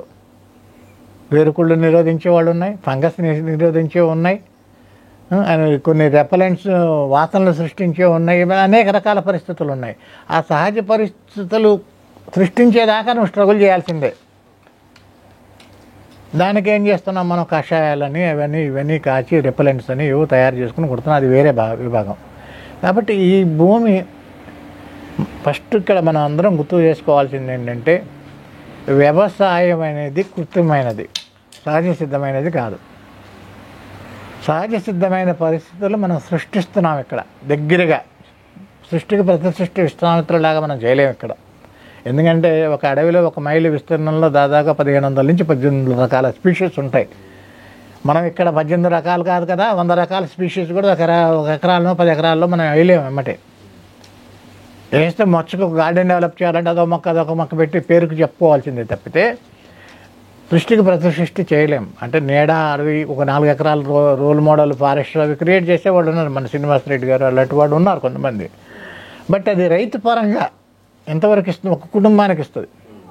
ఇవాళ రైతు అవసరాలు మారినాయి. నాటి రైతు అవసరాలు వేరు, ఇవాళ నాటి రైతు అవసరాలు వేరు. నాడు ఉమ్మడి కుటుంబాలు ఉన్నాయి, ఇంట్లో వాళ్ళే శ్రామికులు ఉన్నారు, అనేక వ్యవస్థలు కూడా దానికి అనుగుణంగా ఉన్నాయి. ఇవాళ రైతు అవసరాలు మారిపోయినాయి. మినిమం కంఫర్ట్స్ ఉన్నాయి. పిల్లాడు చదువుకోవాలి, ఇంజనీరింగ్ చదవాలి, డాక్టర్ చదవాలి, దానికి బడ్జెట్ చాలా కావాలి. స్టైల్ ఆఫ్ లివింగ్ పెరిగింది. మినిమం ఒక గ్రైండర్ ఉండాలి, ఇంట్లో ఒక ఫ్రిడ్జ్ ఉండాలి. అంటే అవసరాలు లగ్జరీస్తో పెరిగినాయి. బట్ వ్యవసాయం మటుకు అదే ఉంది. కాబట్టి ప్రత్యామ్నాయ వనరులతో ఈ వ్యవసాయ కుటుంబ వ్యవస్థ, ఉమ్మడి కుటుంబ వ్యవస్థ పోయింది. ఫ్రాగ్మెంటేషన్స్ అవి మైక్రో వ్యవస్థకు వచ్చేసాం మనం. ఒక ఇంట్లో ఒక తండ్రికి తల్లి ఉంటున్నారు, కొడుకులు చదువుకున్న వాళ్ళు ఎక్కడికి వెళ్ళిపోతున్నారు. దీనివల్ల అనేకమైనటువంటి వ్యవసాయ సమస్యలు మనకు ఎదురవుతున్నాయి. అంటే ఈ గడ్డిపోయి గాదం చేయి, పశువు పోషించు, దాన్ని తీసుకొచ్చి మళ్ళీ పేడ చేయి, పేడ కలిపి కంపోస్ట్ తీసుకొచ్చి భూమిలో వేయి అంటే ఇదంత పరిస్థితులు ఎవరికీ లేదు. ఎందుకంటే ఇప్పుడు వాతావరణం సోషల్ యాంగిల్లో కూడా ఆలోచించినట్టయితే ఆ నాటి వ్యవస్థ వేరు, ఈ నాటి వ్యవస్థ వేరు. అప్పుడు డిపెండెన్సీ, ఎకనామిక్ ఇండిపెండెన్స్ లేకపోవడం వలన డిపెండెన్సీ కూడా చాలామంది లేబర్ కానివ్వండి, శ్రామికులు కానివ్వండి మనకు దొరికేవాళ్ళు. ఇప్పుడు ఆ శ్రామిక వ్యవస్థ కూడా, శ్రామికులుగా ఉన్నవాళ్ళు కూడా నెమ్మదిగా వాళ్ళు డెవలప్ అవుతున్నారు, వాళ్ళు చదువుకుంటున్నారు, వాళ్ళు మైగ్రేట్ అవుతున్నారు. వాళ్ళు కూడా దాని అనుగుణంగా అన్నీ మారుతున్నాయి. సామాజిక పరిస్థితులు మారుతున్నప్పుడు, ఎకనామిక్ కూడా మారినప్పుడు అది బేర్ చేయగలిగినవి ఉంటాయి, బేర్ చేయలేకపోతున్నాయి. అవైలబిలిటీ ఉంది. వాళ్ళు కూడా పొలాలు ఆర్థిక స్వావలంబన రావటం మూలంగా కానివ్వండి, లేకపోతే కౌలు సిస్టంలో కానివ్వండి, ల్యాండ్స్ తీసుకోవడం, వాళ్ళ ల్యాండ్స్ వాళ్ళ పనులు వాళ్ళు సరిపోవడం, లేబర్ దొరకపోవటం, ఇటువంటి అనేక ఇబ్బడిదిబ్బడిగా ఒక సమస్య కాదు, అనేక సమస్యలను రైతులో సుడిగుండంలో చిక్కుకున్నట్టుగా సమస్యల మధ్యలో నడుమ ఆయన బాధపడుతున్నాడు. అంటే ఈ ఇప్పుడు దీనికి మనం ఫైనల్గా ఇవన్నీ డిస్కస్ చేశాక అసలు ఏంటి మనం ఈ సమస్యలు ఏంటి, వీటికి ఏమిటి పరిష్కారం అనేది మనం ఇంకో తడవ మనం చర్చించుకుందాం దాన్ని. అయితే ఇప్పుడు మటుకు భూమిని ఖచ్చితంగా మనం బలోపేతం సారవంతం చేయాలి. సారవంతమైన భూమి లేనిదే మనము వ్యవసాయము చేయలేము. ఈ సారవంతమైన భూమికి కావలసిన విధానానికి కావాల్సిన సేంద్రియ పదార్థాలను మన చుట్టుపక్కలే ఉన్నాయి. కాబట్టి ఆ చుట్టుపక్కల ఉన్న పదార్థాలు మనకు ఉన్నాయా లేవా? ఎడారి భూమిలాగా ఒక తయారు చేసి ఇక్కడి నుంచి అక్కడ చూసి కనుచూపు మేర దాకా దున్నుకుంటే ఎర్ర భూమి తప్పితే నల్ల భూమి తప్పితే చెట్టు మట్టు లేకుండా ఉంటే ఇంకేముంది? ఆయన చుట్టుముట్లు ఏముంది? ఆయన చుట్టుముట్లు ఉంది ఇసుక తిన్నా గులకరాళ్ళు తప్పితే ఏం లేవు. ఏదో ఒక కెమికల్ వేస్తున్నాడు, పోస్తున్నాడు. ఎందుకనంటే కెమికల్కి అంటే రసాయనానికి, తర్వాత సేంద్రియ పదార్థానికి అంటే సేంద్రియ ఎరువులకి తేడా అనేది ఫస్ట్ రైతు గ్రహించాలి. మనకి ఎక్కువగా విద్యావంతుడు కానీ మన రైతు సోదరుడికి మనం సింపుల్గా అంటే సూక్ష్మంగా మనం తేలికగా అతనికి అర్థమయ్యేలా చెప్పాలి అంటే కనుక, ఇప్పుడు ఏదైనా ఒక వ్యక్తి బాగా సిక్ అయ్యాడు అనుకున్నాం, అంటే ఆరోగ్యం దెబ్బతింది, తన తిండి కూడా లోపలికి తీసుకోలేని స్థితి వలన అతను బాగా నీరసపడ్డాడు. ఆ నీరసపడిన వ్యక్తిని తీసుకెళ్ళి అతని కొడుకు హాస్పిటల్లో జరిపించాడు. హాస్పిటల్లో జరిపిస్తే ఏంట్రా అంటే మా నాన్న మాట్లాడతలేదండి, తిండి తింటలేదు, బాగా వీక్ అయిపోయాడు అని డాక్టర్ గారు చూపిస్తే ఆయన పరీక్ష చేసి బాగా వీక్గా ఉన్నాడయ్యా, వెంబటే ముందు 2 సెలైన్ అని చెప్పి సెలైన్ బాటిల్ పొద్దున ఒకటి సాయంత్రం చొప్పున 4-5 రోజులు తగిలిచి బి విటమిన్ సి విటమిన్ అన్నీ కూడా అందులో కొట్టేసేసి ఒక 10 రోజులకి మనవాడికి కొంచెం ఎనర్జీ వస్తుంది. సెలైన్ పోయింది కదా లోపలికి, కానీ కొంచెం రెస్పాండ్ అవుతుంటాడు, ట్రీట్మెంట్కి రెస్పాండ్ అవుతాడు, మాట్లాడుతున్నాడు, కొడుకుతో మాట్లాడుతున్నాడు, ఎట్టా ఉంది ఆయన అంటే కొంచెం పర్వాలేదు బిడ్డ మంచిగానే ఉన్నా అంటున్నాడు, వెళ్తున్నాడు, చేస్తున్నాడు. ఓ 15 రోజులు 20 రోజులు అట్టు పెట్టుకున్నాడు హాస్పిటల్లో. చక్కగా 1 లక్ష రూపాయలు బిల్లు చేతిలో పెట్టినాడు, పంపించినాడు.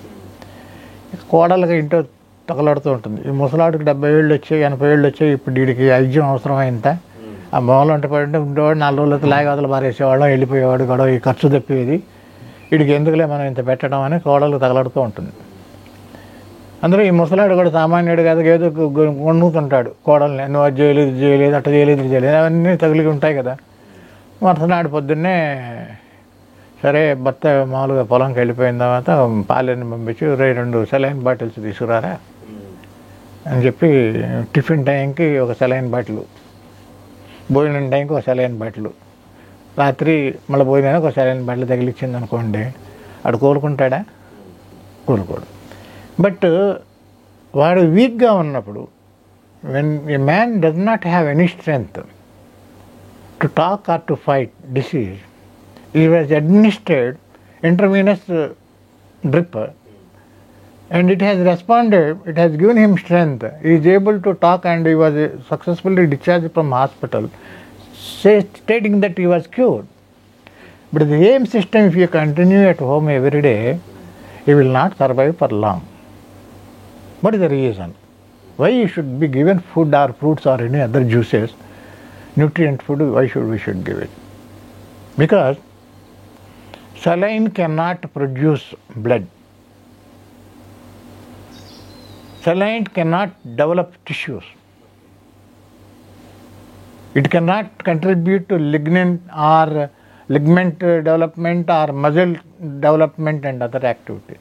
It will not support nervous system. It will not support anything. It only what it does is, it only gives a temporary energy to keep the man survive, that too for some time. So if you take nutritious food, you will have what it will do? Bone marrow, blood cells, nervous system, organs, everything will start taking that energy from the spleen, whatever it is given, that is converted into blood cells and everything is there, and he will revive. So is the case with NPK.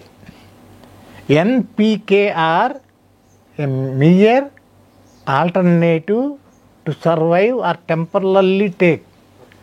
It will not repair your soil, it will not build up your soil, it will not boost the immunity of the crop, it will not protect your soil in any way. Contrary, it degrades the soil.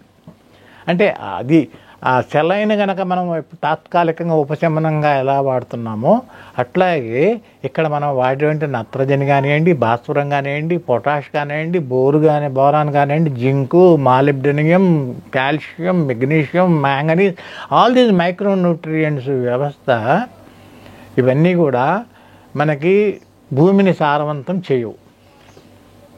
Saline ఇచ్చామా ఆ గంట పనిచేసిందా, NPK వేసామా 4 గింజలు వచ్చినాయా, ఈ పై వ్యవస్థే. కింద భూమిలో ఏమీ లేదు. భూమిలో ఎప్పుడైతే లేకపోయిందో ఏమవుతుంది, ప్రొటెక్షన్ మెకానిజం పోయింది.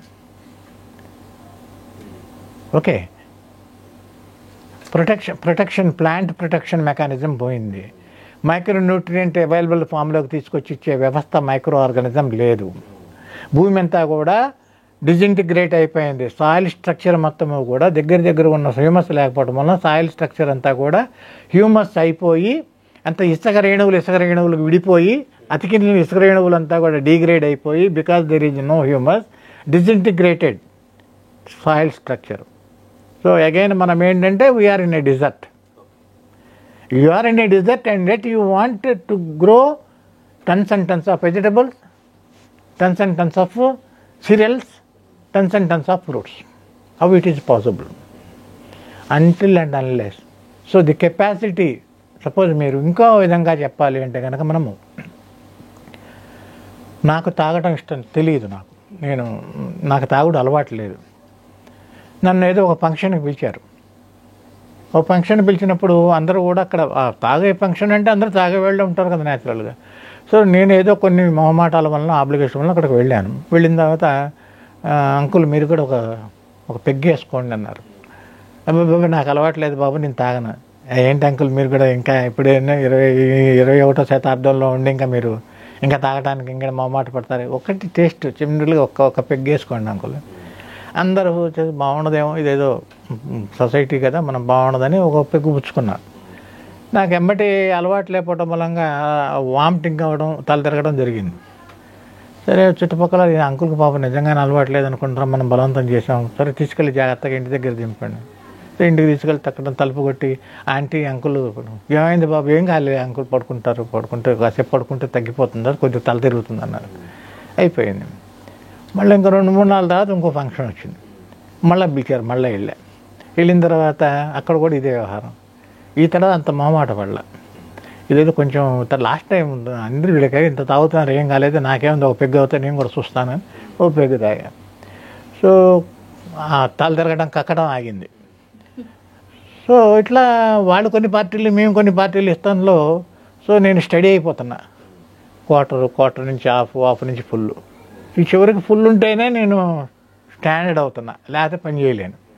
So on the one hand what you should understand, ఒక పక్క నుంచి నా బాడీలో మార్పులు వస్తున్నాయి, నా లివర్ ఫంక్షనింగ్లో తేడా వస్తుంది, నా ప్యాంక్రియాసిస్ ఎఫెక్ట్ అవుతుంది, నా కణితి నా స్ప్లీన్ ఎఫెక్ట్ అవుతుంది, ఆర్గాన్స్ 1 by 1 స్లోలీ ఎఫెక్ట్ అవుతున్నాయి. కానీ ఇది నాకు ఈ ఉత్ప్రేరకం లేకపోతే నాకు గడవట్లేదు. సో ఈ ఉత్ప్రేరకం లేకపోతే నాకేం గడవట్లా. కానీ తర్వాత ఏమైంది, నెమ్మదిగా పార్కిన్సన్ ఎఫెక్ట్ అయింది, నర్వస్ సిస్టమ్. సో వణుకుడు, బాటిల్ పడితే స్టడీ, లేకపోతే వణుకుడే. సో అలా అని ఇప్పుడు డాక్టర్ దగ్గరికి వెళ్తే నీ లివర్ మొత్తం పోయింది అబ్బాయి, నువ్వు తాగితే చచ్చిపోతావు అని చెప్తాడు. కానీ తాగకపోతే నా బండి నడవట్ల. ఇప్పుడు మనం ఈ మందుని బలం అనుకుందామా, ఉత్ప్రేరకం అనుకుందామా, లివర్ని బాగు చేస్తుంది అనుకుందామా? And it has become a part and parcel of life. Every human who drinks or who takes liquors, they know for certain that it is wrong, they should not take it, and it will have an ill effect on the health. And yet they cannot stop it because the habit is, because any intoxicated thing, it works on the brain. So it controls, take care of the whole of the nervous system. So is the case here. ఎవరైతే కంటిన్యూగా chemicals వాడుతున్నా, భూమి పాడవుతుందని తెలిసిన, భూమికి contribute కాదురా ఇది వేస్తే నాశనం అన్నా, ఆర్గానిక్ పుస్తకాలు ఎన్ని చదివినా, ఎన్ని మీటింగులు అటెండ్ అయినా, ఎంత నష్టపోతున్నా సంవత్సరం పెళ్ళాం పుస్తకాలు అమ్మినా కూడా అందులోంచి ఇందులోకి రాడు. ఒకవేళ వచ్చి 4 పురుగులు అటాక్ అవ్వగానే పక్కాడు చెబుతాడు, నువ్వు చత్తనకాలం చత్తయ్యరా, ఇదేంటి ఇది కొడితే పోతుందా, అది చేస్తే అది ఆకాశాయం అంటావు, పురుగు అంటావు, అదంటావు ఇది అంటావు, ఇవన్నీ కాదు, ఈ పెండ వేస్తే అవుతుందా, ఏం కాదురా అంటాడు. మళ్ళీ మరుసనాడు పోతాడు, క్లోరిపైరస్, ఎకలెక్స్, వ్యాంటు, ట్రేసరు ఇవన్నీ తీసుకొచ్చి కొట్టి మొత్తం ఆ కొద్ది గొప్ప డెవలప్ అయిన ఆర్గానిజం అంతా కూడా చంపేస్తాడు. బట్ ఈ సిస్టమ్ కనుక కంటిన్యూ అవుతే భారతదేశంలో అంతర్జాతీయంగా చాలా పెద్ద పెద్ద కంట్రీలు ఎవరైతే భారతదేశంలోకి ఈ కెమికల్స్ ఇంట్రడ్యూస్ చేశారో, సోకాళ్ళు సమశీతోష్ణ మండలాల్లో ఉన్నటువంటిలో పుట్టిన కెమికల్స్, వాళ్ళంతా కూడా మనం చేసింది తప్పు, ఈ రసాయనం వలన భూమి మనం నిర్వీర్యం అయిపోతుంది, వాతావరణం కాలుష్యం అయిపోతుంది, ఈ రసాయనాలతో పెంచిన ఆహార పదార్థాల వలన అనేక భయంకరమైన క్యాన్సర్ లాంటి రోగాలు వస్తున్నాయి, నర్వస్ సిస్టమ్ మొత్తం డ్యామేజ్ అయిపోతుంది, మనం కూడా భూమితో పాటు మనం కూడా నిర్వీర్యం నిత్యజంగా మెకానికల్గా తయారవుతున్నామని గ్రహించి వాళ్ళు ఆ దశ నుంచి మళ్ళీ ఈ ఆర్గానిక్ దశకి, అంటే సేంద్రియ పద్ధతుల్లో వ్యవసాయం చేయడానికి మళ్ళీనా వారి తర్వాత 15-20 సంవత్సరాల తర్వాత మొదలుపెట్టిన మేము పండితులము, వాళ్ళు ఎందుకు పనికిరారు వెస్ట్రన్ వాళ్ళు చెప్పేది అంత తప్పు, కాబట్టి మనం ఇంకా 4 రకాల కొత్త మందులు కల్పిద్దాం, కెమికల్స్ 4 రకాల కెమికల్ మాలిక్యూల్స్ వాడదామని ఇబ్బడిదిబ్బడిగా వాడి ఇంకా ఆ దశలో ఉన్నారు. కానీ రైతు సోదరులందరూ కూడా ఇది ఖచ్చితంగా తెలుసుకోవాలి. ఎప్పటికైనా సరే భూమి సజీవంగా ఉండాలి, మానవాళి మనుగడ సాగించాలి, ఈ భూమి మీద పశుపక్షాదులు అన్నీ కూడా ఈ నేచర్లో ఉండాలి అనుకుంటే సేంద్రియ వ్యవసాయమే శ్రీరామ రక్ష. అది చెయ్యందే నువ్వు తిండికి తిండి ఉండదు. ఇంకేదైనా కెమికల్ బియ్యం ఇవన్నీ పండిస్తూ ఉంటారు మన మోసాలు, అటువంటివి ఏదో తినాలి, అటువంటివి తినాల్సింది తప్పితే, లేదా కెమికల్ ట్యాబ్లెట్లు ఏదైనా ఆకలి చచ్చిపోవడానికి వేసుకొని పొద్దున్న 1 ట్యాబ్లెట్, సాయంత్రం 2 ట్యాబ్లెట్లు, మధ్యాహ్నం రాత్రి 3 ట్యాబ్లెట్లు అని వేసుకుని బతికితే తప్పితే this system will not survive. కాబట్టి ఖచ్చితంగా ప్రతి ఒక్కరూ కూడా సేంద్రియ పద్ధతుల్లోనే వ్యవసాయం చేయాలి. ఈ సేంద్రియ వ్యవసాయానికి మూలము 1 చెట్టు, 2 మైక్రో ఆర్గానిజం. ఈ 2 లేనిదే వ్యవసాయం లేదు. ఎప్పుడైతే చెట్టు ఉందో దానికి కావాల్సిన పదార్థాలన్నీ కూడా చెట్టు ఇందాక చెప్పుకున్నాం మనం, దానికి కావాల్సింది 2-3% భూమిలోంచి తీసుకుంటుంది, తక్కిందంతా ఆకాశం నుంచి తీసుకుంటుందని. అట్లాగే చెట్టు సృష్టి మొత్తానికి ఆహారాన్ని ఇస్తుంది, సృష్టిలో ఉన్న జీవులన్నిటికీ ఆహారం ఇస్తుంది. విశిష్టత గొప్పతనం ఏంటంటే భగవంతుడు, మరి కొంతమంది అనుకుంటారు నేను చెప్తే పిచ్చివాడేమో అనుకుంటారు. ఎందుకంటే అరే బాగుంది సార్ మీరు చెబుతున్నారు యూనివర్సల్ ప్రొడ్యూసర్ చెట్టు అని, నేను యాక్సెప్ట్ చేశాం, సరే సృష్టిలో ఉన్న జీవులన్నిటికీ కూడా కార్బోహైడ్రేట్స్, పళ్ళు, ఫలాలు ఇంకో రకంగా ఆహారం తయారు చేసి ఇస్తుంది, ఓకే అగ్రీడ్, అందులో మాకేమి కాంట్రడిక్టరీ ఒపీనియన్ లేదు. మరి సృష్టిలో ఉన్న జీవులన్నీ కూడా తమ ఆహారపు వేటకి, ఆహారం సంపాదించుకోవటానికి ఒక చోట నుంచి ఇంకొక చోటకి చెరించి వెళ్ళగలవు. అంటే నడిచి వెళ్ళటము, ఎగిరి వెళ్ళటము, పాక్కుంటూ వెళ్ళి తమ ఆహారాన్ని సంపాదించుకుంటాయి. ఈ ఆహారం సంపాదించుకునే చెరించే జీవులన్నీ కూడా ఈ చెట్ల మీద ఆధారపడేవి. ఆహారానికి ఆహారం ఏమి సృష్టించలేవు. కోళ్ళైనా కుక్కలైనా, అది మాంసం అయినా, మళ్ళీ కోడైనా కుక్క అయినా చెట్టు మీద ఆధారపడాలి, దాని నుంచి గింజలే తినాలి, ఏదైనా సరే ఎటువంటి జీవైనా కూడా. కాబట్టి ఆహారం వేటకెళ్ళి చెరించే జీవులన్నీ కూడా చెరించగలవు, తమ ఆహారాన్ని సంపాదించుకోగలవు. మానవాళి మొత్తానికి సృష్టిలో ఉన్న జీవులన్నిటికీ ఆహారం ఇచ్చేటువంటి చెట్లు మటుకు చెరించలేవు. అంతేగా, ఇప్పుడు మీ దొడ్డ ఉన్న మామిడి చెట్టు మీ దొడ్డనే ఉంటుంది, నా దొడ్డకు రాదుగా. సుబ్బయ్య పొలం సుబ్బయ్యదే, అందులో వరి వేస్తే వరి ఉంటుంది, జామకాయలు వేస్తే జామకాయలు, ఆయన పంట ఆయనకే ఉంటుంది. మరి భగవంతుడు ఇంత పిచ్చితనం ఎందుకు చేశాడు అని అనుకుంటే, ఈజ్ నాట్ గాడ్ వైజ్. ఇంత సృష్టి చేసిన వాడు అనుకుంటే, ఒకవేళ చెట్లకి మనం కాసేపటికి పనిచేకి ఇమాజిన్, ఈ చెట్లకి నడిచే గుణం ఉందనుకుందాం. మీరు నా పక్క పొలం, మీరు చక్కగా కాశ్మీర్ యాపిల్స్, కాశ్మీర్లో ఉన్నారు, కాశ్మీర్ యాపిల్స్ గ్రో చేస్తున్నారు. నాది ఇంకో పక్క పొలం, ఆ యాపిల్స్ చేసే సారవంతమైన భూమి, ఆ లక్షణాలు ఉన్న భూమి లేదు. నేనేదో చిన్న పంట వేసుకున్నా. సో రాత్రి మీ వేప చెట్లన్నీ నడుచుకుంటూ, మీ యాపిల్ చెట్లన్నీ నడుచుకుంటూ నా చేలోకి వచ్చినాయి. నాకు ఈ తక్కువలోకి వచ్చే పంట అంతా చెట్లన్నీ నడిచి మీ భూమిలోకి వచ్చినాయి. పొద్దున్నే సరే దొరికింది శ్రీనివాసరెడ్డి గారి ఛాన్స్ వచ్చింది దొబ్బేసేది అని నేను మొత్తం గోతాలు పెట్టి యాపిల్ కాయలన్నీ కోసం అబ్బుదబ్బుతా. ఆయన వచ్చి, ఏంటి నా యాపిల్ కాయ, నీ యాపిల్ కాయలు ఏంటి, నేను వచ్చానా నీ దొడ్డుకి, నా పొలము, నా బౌండరీ, నా బౌండరీలో నా యాపిల్ నేను కోసుకున్నాను, నా పొలం నువ్వు తీసుకున్నావుగా, నేను తీసుకోలేదురా సామే, అవే వచ్చినాయి, మరి నాకు అంతేగా, నేను తీసుకోలేదు, అవే వచ్చినాయి. సో ఈ కొట్టు తావడం అవుతుంది. కాబట్టి చరించే గుణం లేదు కాబట్టి వాటిని స్టాండర్డ్గా ఒక చోట ఫిక్స్ చేసి గొడవలు తగాదాలు రాకుండా వాటికి కావలసిన ఆహారం చరించలేవు కాబట్టి ఆకాశంలో 95% ఇచ్చాడు, 97% కొద్ది గొప్ప ఆ భూమిలోంచి తీసుకోమన్నాడు. అదే ఆహారం దీనికి కూడా 100% మొత్తం కనుక ఇవ్వకపోతే ఈ తిరుగుడు కార్యక్రమం మొదలవుతుంది, ఈ కొట్టుకోవడాలు ఉంటుంది. కాబట్టి సృష్టి మనం ఆలోచిస్తే చాలా అద్భుతమైన సృష్టి అండి ఇది. భగవంతుడు చిన్నవాడు కాదు, ఇంతమందిని పోషించేవాడు, నారు పోసినవాడు నీరు పోయడా అన్నట్టుగా ఇది ఒక విధానంతోనే ఈ మొత్తం సిస్టమ్ మొత్తం కూడా వచ్చింది. కాబట్టి మనం ఏది సిస్టంలో ఉన్నదాన్ని మనం నెగ్లెక్ట్ చేయడానికి లేదు. కాబట్టి మైక్రో ఆర్గానిజం అనేది చాలా చాలా చాలా అవసరం. ఎందుకనంటే the make the what you call it locked up minerals and micronutrients. Lock అయినటువంటి మైక్రోన్యూట్రియంట్స్ మినరల్స్ని అన్లాక్ చేసి అవైలబుల్ ఫామ్లోకి తెచ్చి వేరే వ్యవస్థకు అందిస్తాయి. ఇక్కడ అవైలబుల్ ఫామ్, అన్అవైలబుల్ ఫామ్ అని నేను పదే ఇప్పటికే 4 తడవలు ఏమో మాట్లాడాను. అసలు ఈ అవైలబుల్ ఫామ్, లభ్యస్థితి అలభ్యస్థితి అనేది ఖచ్చితంగా ప్రతి ఫార్మర్కి తెలియాలి. అది ప్రతి ఫార్మర్కి తెలియాలంటే అసలు లభ్యస్థితి ఏంటి, అలభ్యస్థితి తెలియాలంటే మనం రైతు సోదరుడికి అర్థమయ్యే భాషలో కానీ లేకపోతే సామాన్యుడికి అర్థమయ్యే భాషలో చెప్పాలి అంటే, సరే నేనే ఉన్నా, అందరితో పాటు నేను ఆహారం తీసుకుంటా కదా, ఆహారం తీసుకోవాలి. కొంచెం కాకపోతే నాలో ఉన్న వీక్నెస్ ఏంటంటే కొంచెం తొందరగా కోపం వస్తుంది. కోపం వచ్చిన తర్వాత ఏం మాట్లాడతానో తెలియదు, అరుస్తానో తిడతానో కొడతానో తెలియదు.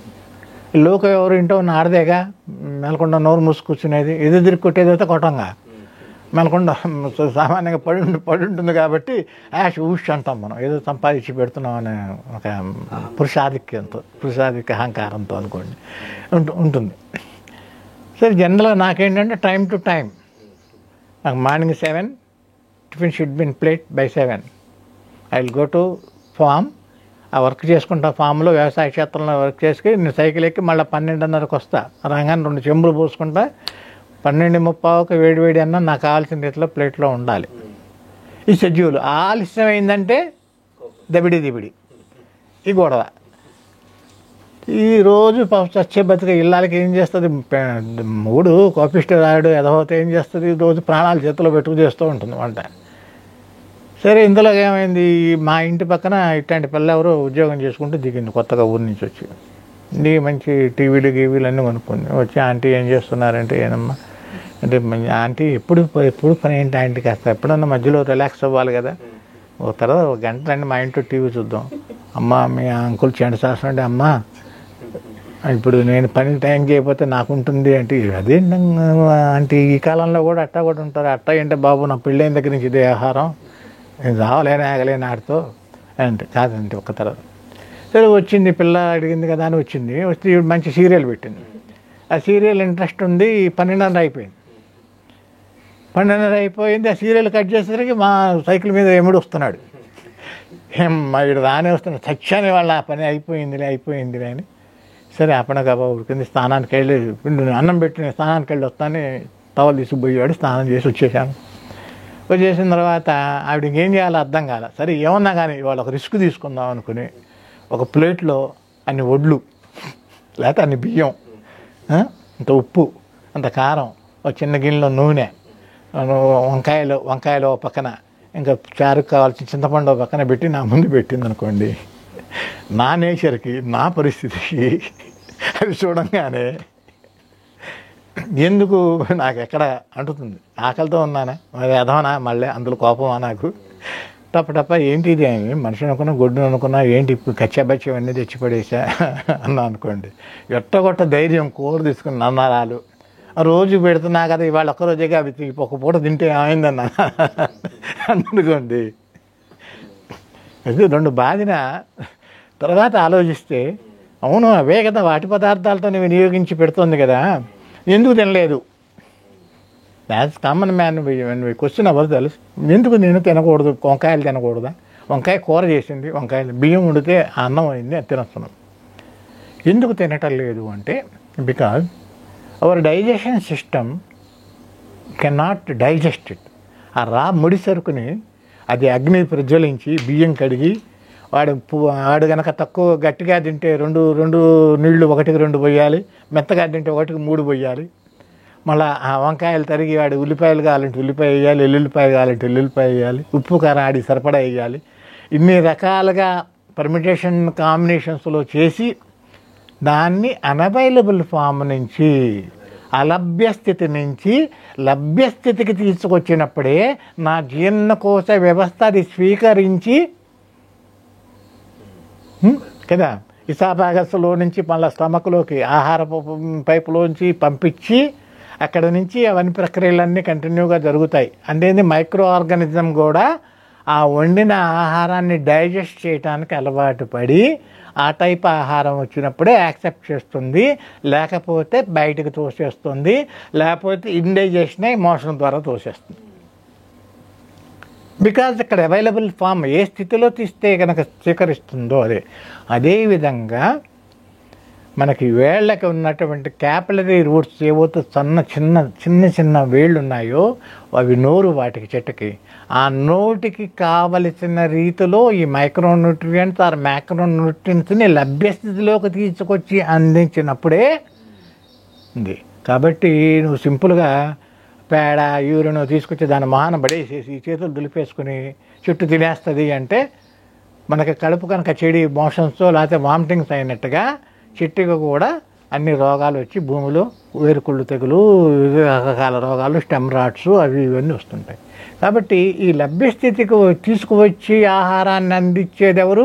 Micro organism. మైక్రో ఆర్గానిజం కావాలంటే ఏం కావాలి? ఆర్గానిక్ మ్యాటర్ కావాలి. ఆ ఆర్గానిక్ మ్యాటర్ ఏ విధంగా కావాలి? 25 or 30% కార్బన్ అండ్ 30:1 రేషియోలో నైట్రోజన్ ఒకటి ఉండాలి. ఈ స్థితిలో ఇచ్చినప్పుడు కావలసినవన్నీ కూడా ఫాస్ఫరస్ కానీ అన్నీ కూడా యూరిన్లో లాట్ ఆఫ్ ఫాస్ఫరస్ ఇద్దారు. యూరిన్ తీసుకొచ్చి అందులో పెంటపోగు దెబ్బలో తీసుకొచ్చి కలిపి వేసినప్పుడు అందులో మీకు ఆటోమేటిక్గా ఫాస్ఫరస్ వస్తుంది. అట్లాగే కాన్స్టిట్యూయెంట్ ఎలిమెంట్స్, నాన్ కాన్స్టిట్యూయెంట్ ఎలిమెంట్స్లో again potash is a non constituent element. Only temporary అప్పు తెచ్చుకుంటుంది చెట్టు, దాని పని అయిపోగానే తిరిగి పొటాషియం భూమిలో పంపిస్తుంది. ఇట్లా దేనికి దానికి చక్కగా కూడా సృష్టిలో దేని కార్యం అది చేయాలని పెట్టాడు. ఇప్పుడు మీరు చిన్నపిల్లాడు, 2 పిల్లలు ఉన్నారు, చిన్నపిల్లాడు సైకిల్ ఎక్కువ తొక్కుతున్నాడు, స్టాండ్ వేసిన సైకిల్ ఎక్కువ తొక్కుతున్నాడు, వాడి కదో మజా కొత్తగా తొక్కుతుంటే సైకిల్ చక్కగా తిరుగుతూ ఉంది. బుడ్డాడు వెనక నుంచి చూస్తున్నాడు, వీడు చూస్తూ చిన్న కర్ర తీసుకొచ్చి ఆ వీల్లో పెట్టాడు. ఆ వీల్లో పెడితే ఏమవుతుంది? కర్ర స్ట్రాంగ్ అవుతే స్పోక్ ఇరిగిపోతుంది, ఆ పుల్ల ఇరిగిపోతుంది, చక్రం కొన్న పుల్ల ఇరిగిపోతుంది. అదే కనుక కర్ర వీక్ అనుకోండి, కర్ర ఇరిగిపోతుంది. బట్ ప్రక్రియలో అంతరాయం వచ్చింది. ఆడి పక్కన డమక్కన పడతామో లేకపోతే పైనుంచి కింద కాంటూ దిగడమో దూకడమో చేస్తాడు. అంటే ఒక కాలచక్రం పరిభ్రమిస్తూ ఉంది. ఆ పరిభ్రమించిన సైకిల్ ఆఫ్ నేచర్ సైకిల్. ఆ నేచర్ సైకిల్లో ఒక కట్టి పట్టుకొని మనం తయారవుతున్నాం.